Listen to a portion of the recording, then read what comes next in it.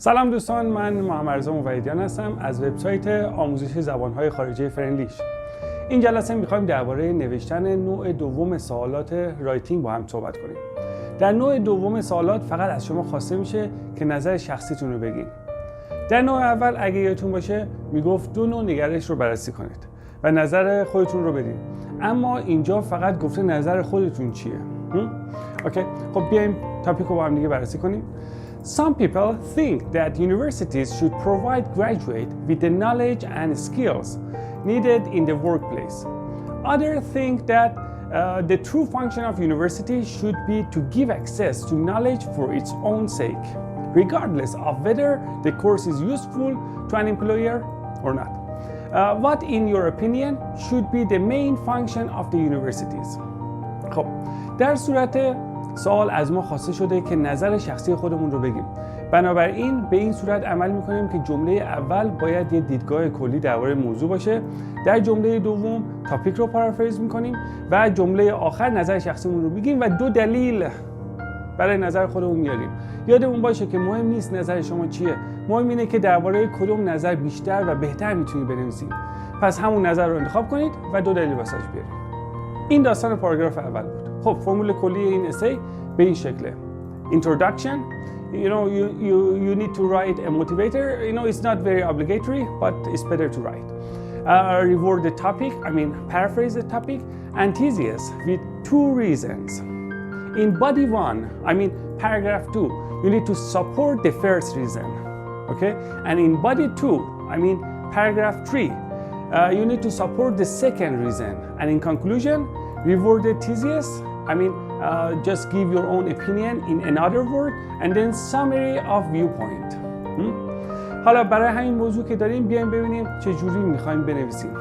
خب پاراگراف مقدمه که گفتیم جمله کلی درباره دانشگاه یا تحصیلات می‌نویسیم.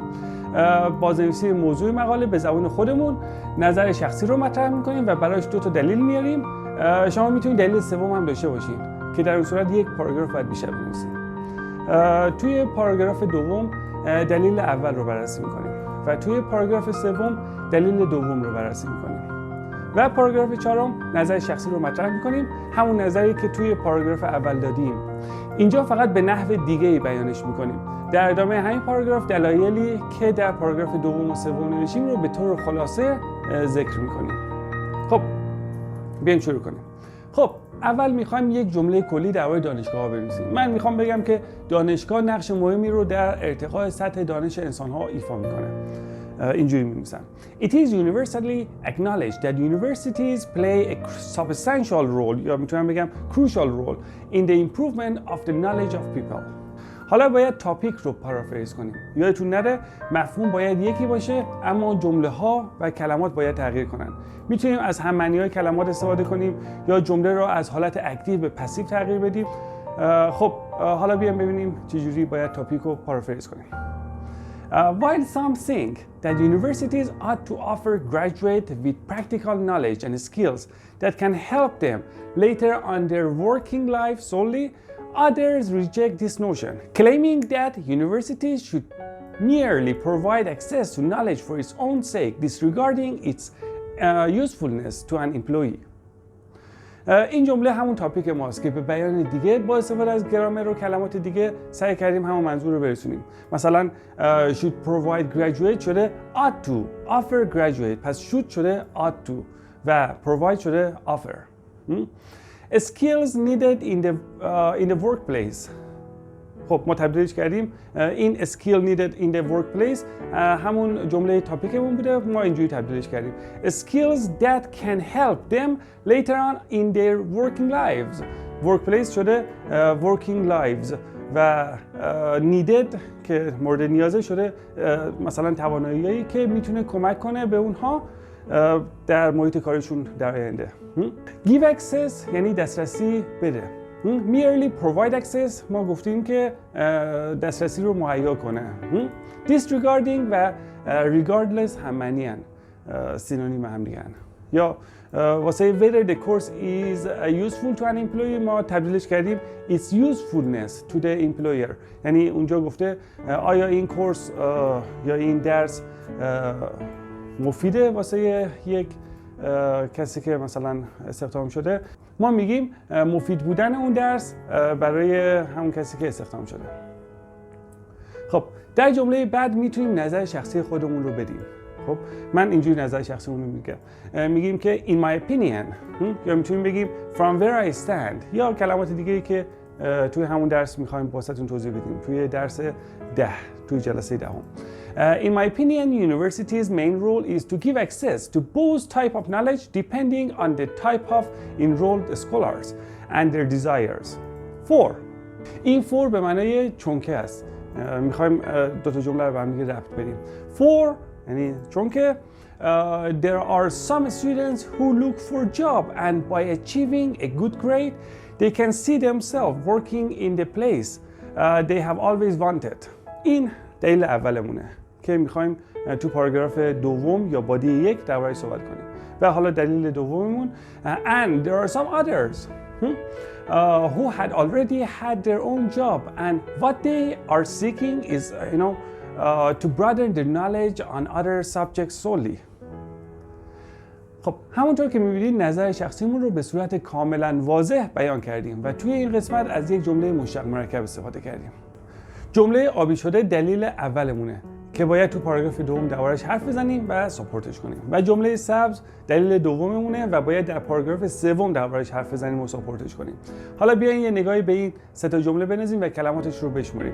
خب لطفاً وقت بذارین و این پاراگراف رو خودتون بررسی کنید. اگر سوالی داشتین در کامنت ها بنویسین و من یا سوپروایزر فرنلیش پاسختون رو میدیم.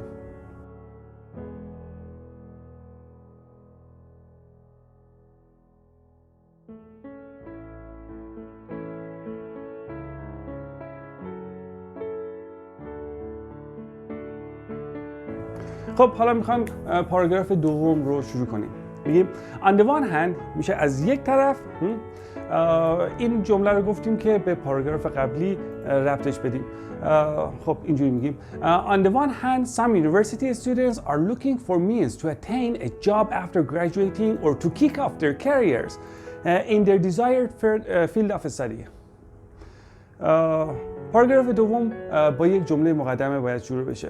ترجمه این چیزی که گفتیم این بود: برخی از دانش آموزان دانشگاهی به دنبال ابزاری هستند که بعد از فارغ التحصیل شدن بتونن شغل دلخواه خودشون رو شروع کنن. حالا باید ایدیامون رو ساپورت کنیم.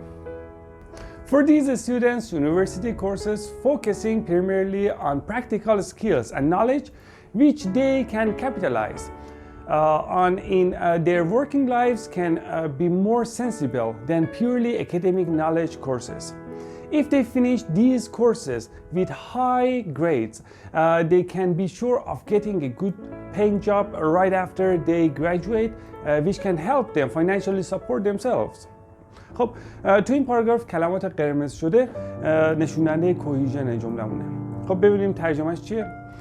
برای این دانش آموزان درس‌های منطقی تر به نظر میرسه که تمرکز بیشتری بر روی مهارت‌های عملی داشته باشه و نه بر روی دانش فرد. اگر این دانش آموزان دروس عملی رو با نمره خیلی خوب بگذرونن میتونن مطمئن باشن که بعد از فارغ التحصیلی میتونن شغل پردرآمدی رو داشته باشن. حالا برای اینکه کوهیژن در این پاراگراف برقرار بشه باید برای گفته‌هامون یک مثال بزنیم تا ایدمون رو حمایت یا ساپورت کنیم. For example, med school and law schools graduate are usually able to kick off their career right after they graduate based on the information they read upon and acquire during their university years.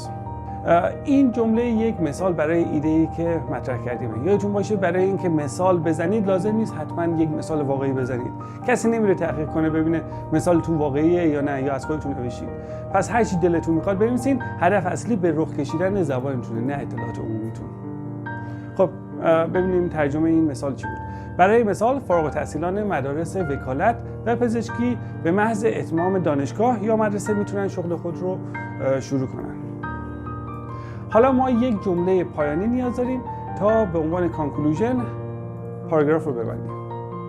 It is essential then، یعنی پس مهمه که It is essential then to have this kind of education in certain universities for the large section of population who wish to attain a job right after their graduation or after their graduation. ترجمه این جمله این میشه: پس داشتن این نوع تحصیلات در برخی از دانشگاه‌ها برای افراد زیادی که میخوان بعد از دانشگاه یا بعد از فارغ التحصیلی کارشون رو شروع کنن ضروری است. با این جمله پاراگراف دوممون به اتمام رسید و در این پاراگراف ارتباط بسیار خوبی بین جملاتمون وجود داشت.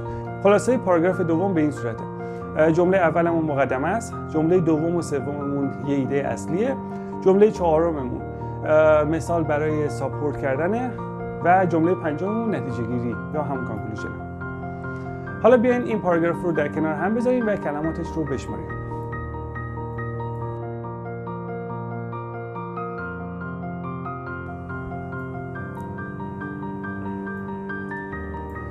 خب حالا باید پاراگراف ها رو به هم وصل کنیم تا کوهرنس بین پاراگراف ها برقرار بشه. در پاراگراف قبلی گفتیم on the one hand به معنای اینکه از یک طرف. تو پاراگراف دوم اگه بگیم on the other hand به معنای از طرف دیگه ارتباط بسیار مناسبی برای کوهرنسمون برقرار کردیم. On the other hand, some other individuals who already manage to attain a job or are already involved in a certain working field might wish to expand their knowledge on other subjects. این جمله مقدمه‌مون بود. ترجمهش میشه از طرف دیگه برخی از افراد وجود دارن که قبلا شغل خود رو ساختن و هدفشون فقط توسعه دانش در زمینه‌های کاریه. خب حالا جمله ایده اصلی پاراگرافمون رو میخوایم بنویسیم. This subject might not necessarily entail information that is pragmatic to their working lives, but they are rather subjects that allow them to better understand life, its meaning, and some of the aesthetic components. حالا جمله مثال برای حمایت از ایده اصلی رو باید بنویسیم. For instance, many individuals nowadays grow an interest on psychology and or art despite having a different unrelated job.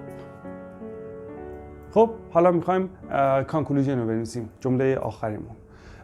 Therefore, for this individual, university can act as a mere provider of knowledge for its own sake. خب حالا کلمات این پاراگراف رو بشمارید و این پاراگراف رو بررسی کنید لطفاً.